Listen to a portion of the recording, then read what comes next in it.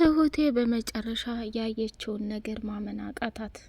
እጅግ በጣም በሚገርምና በሚደንቅ ሁኔታ አባባ በድንገት መጣና ሚስቱን እንግዲህ አቶ ናቲ ሲጥ አድርጎ እየተናነቃት በትራስ አፍኖ እያሰቃያት ስለነበረ አባባም ራሱን መቆጣጠር አቃተውና ናቲን ገትቶ ወደ መሬት ካፈረጠው በኋላ የአባባ ሚስትም እጅጉን ትንፋሿን ጥር ብሏት እያቃሰተችና ነፍሷን መቆጣጠር አቅቷት ሳለ አባባ ቤቱን በጩኸት ትሁት እያለ ሲጣራ ትሁትም ስትመጣ ተመስገን ጋር እያወራች ነበርና ወደ በረንዳ ሰተት ብላ ስመጣ ያየችውን ነገር ማመን አቅቷት ደነገጠች።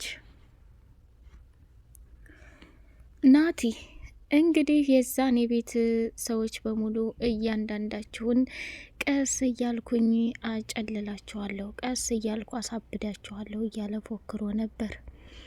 እድልን የራቁት ቪዲዮ ይዞ እያሰቃያት ሳለ እድል ደግሞ በምላሹ ለተመስገን የተዘጋጀውን መርዝ ለራሱ ከምግብ ጋር በጥብጣ ስትሰጠው እዛው ድፍት ትርር ሲል ትሁት ደግሞ ከሚባለው በላይ ራሷን ቀያየረችና እድልንና የአባባን ሚስት ምን አይነት ሰዎች ናችሁ ግን? የሰው ልጅ ይህን ያክል ክፋትና ተንኮል ሲያድር እንዴት ዝም ታያለሽ? እድል ቢያንስ ሁለቱንም በመርዝ ከመድፋት እኮ መከላከል ትቼ ነበር። ጭራሽ እያወቅሽ ይህን ማድረግሽ ከባድና አደገኛ ስህተት ፈጥሯል። ለምን ይህን ያክል ርቀት መጓዝ አስፈለገ? እያለች መነጫነጭና መጮህ ጀመረች። ትሁት እኔ ማን እንደሆነ እኮ አታውቂኝም መሰል። እድል በፍጹም ይህን ነገር ልታደርገውም ልትሰራውም አትችልም።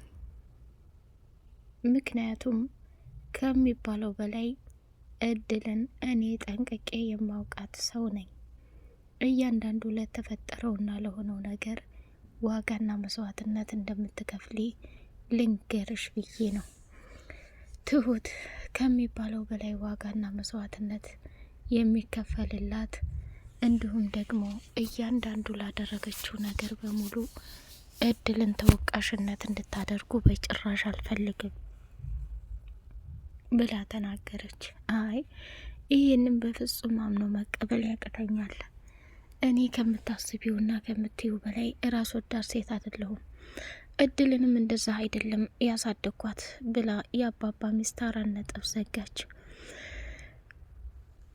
የእድል እናት እንግዲህ እድል እውነት ናቲን የመረሽው አንቺ ነሽ ብላ ስትላት፣ እማዬ አዎ የመረስኩበትም ምክንያት አለኝ። በሆዴ ፍና አድርጌ የያዝኩት እንድትጨነቂ ስላልፈለግኩኝ ይህ አረመኔና ራስ ወዳድ ናቲ የተባለ ሰውዬ ልብሴን ስቀይር የራቁት ቪዲዮ ይዞ እሱን ሶሻል ሚዲያ ለቀዋለሁ እያለ እያጨናነቀኝ ነበር። ስለዚህ ምን ማድረግ ነበረብኝ?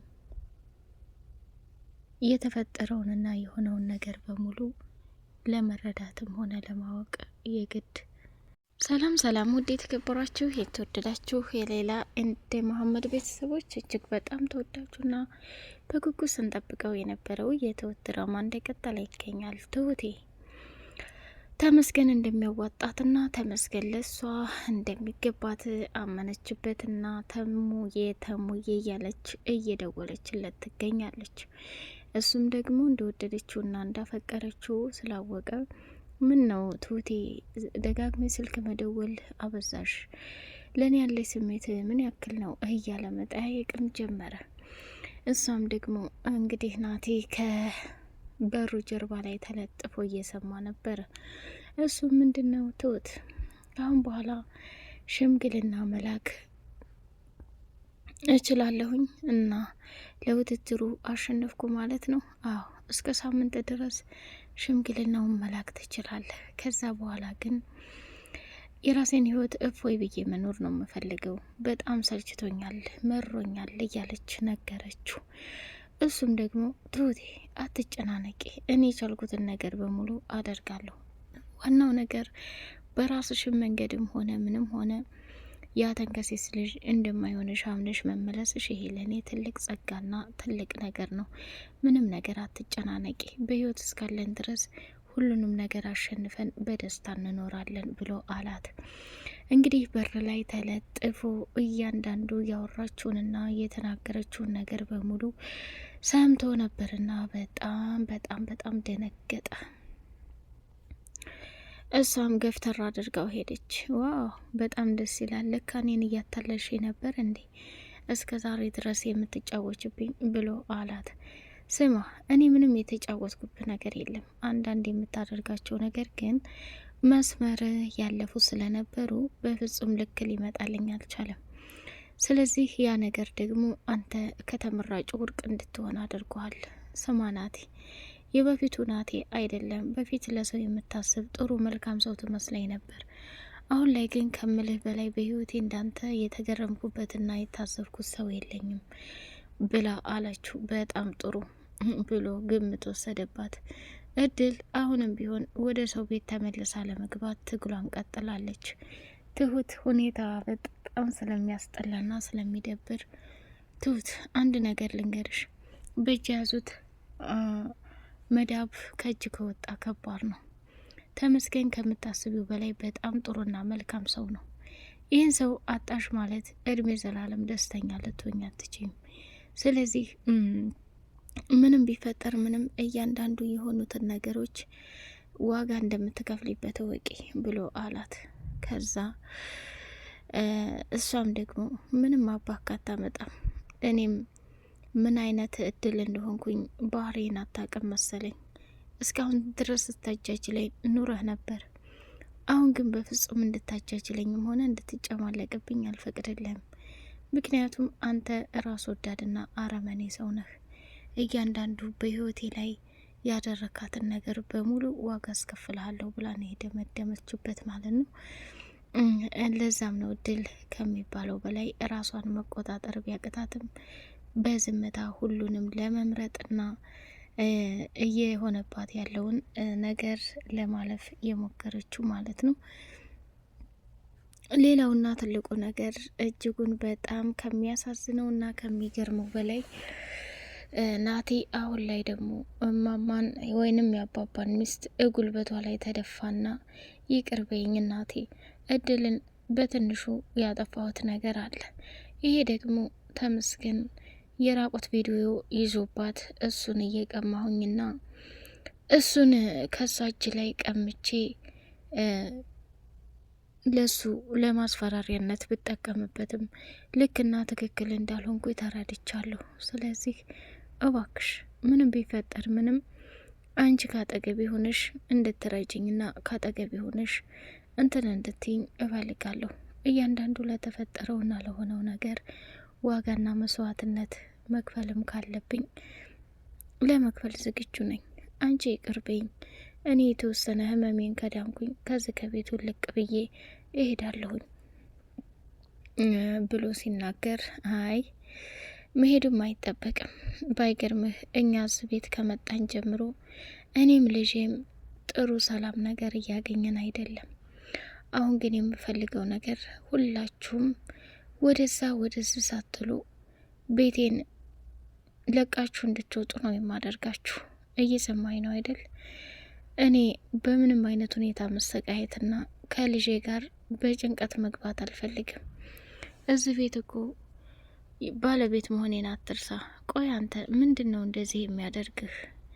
ይህንን ያክል ራስ ወዳድነት ያጠመደ ነገር ምንድን ነው ብላ ስትለውም እሱም እልክ የሚባል ነገር ተጠምዶበት በፍጹም እልኩን ማቋረጥም ሆነ መተውም አልፈለገም።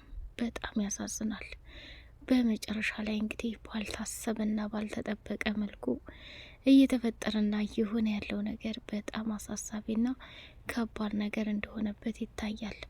ይህንንም ከሚባለው በላይ እጅጉን በጣም ውስጡን እየከፋውና ውስጡን እንትን እያለው የሚኖረው ሰውዬ በቃ ካሁን በኋላ ያለኝ አማራጭ ካሁን በኋላ ያለኝ ነገር መስዋዕትነት ከፍዬ ትሁቴን ማኖር ነው።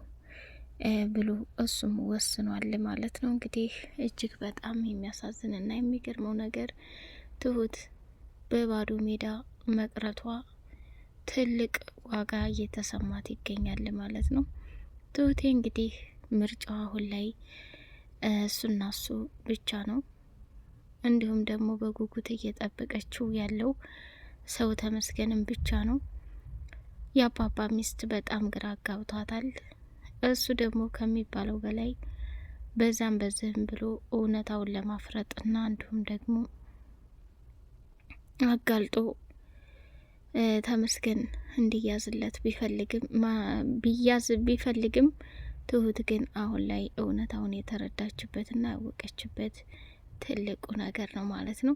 መጨረሻ ላይ እንግዲህ ትሁቴ ከሚባለው በላይ ለናቲ ያላት ጥላቻ እየሰፋ ሂዷል። እድልም ስታኮርፏት ለራሱ ምንድን ያለችው እባክሽ እኔና አንቺ አንድ ላይ ሆነን ነገሮችን ብንፈታ ነው የሚያምርብን፣ እንደዛ አትሁኝ፣ ምንም ባጠፋ ምንም እርስ በርሳችን ይቅር በይ ብዬሻለሁ፣ በቃ የሆነ መፍትሄ መፈለግ አለብን ብላ ስትላት እድልም ተናደደችና ትሁት አንቺ እውነታውን አምነሽ መቀበልም ሆነ መረዳትም አትፈልጊም፣ በቃ አስተሳሰብሽ ምን እንደሆን አላቅም፣ አሁን መክረውሽ አሁን ሁለቱንም በጣም እንደምትወጃቸውና እንደምታፈቅራቸው ይታይብሻል፣ ውሳኔ ላይ ግን ተቸግረሻል። ስለዚህ ቆይ አንቺ እንደምትናደጁ ለምንድን ነው? ተሙን ተወጀዋለሽ እንዴ? ታፈቅረዋለሽ እንዴ? አለቻት። በጭራሽ እንደምታስቢው አይደለም። እኔ በወደውና ባፈቅረው የራሴን መንገድ ነው የምከተለው ትሁት። ይሄ የማይረባ አስመሳይ ሰው ነው፣ በፍጹም ላንቺ ሊሆንሽ አይችልም እያለች ነው ያለቻት ማለት ነው። ይሄንን እንግዲህ በተደጋጋሚ ያየችውና እየሆነ ያለውን ነገር ጠንቅቃ የተረዳችበት ትልቁ ሚስጥር ነው። እሷም ይሄንን በማሰብ ነው።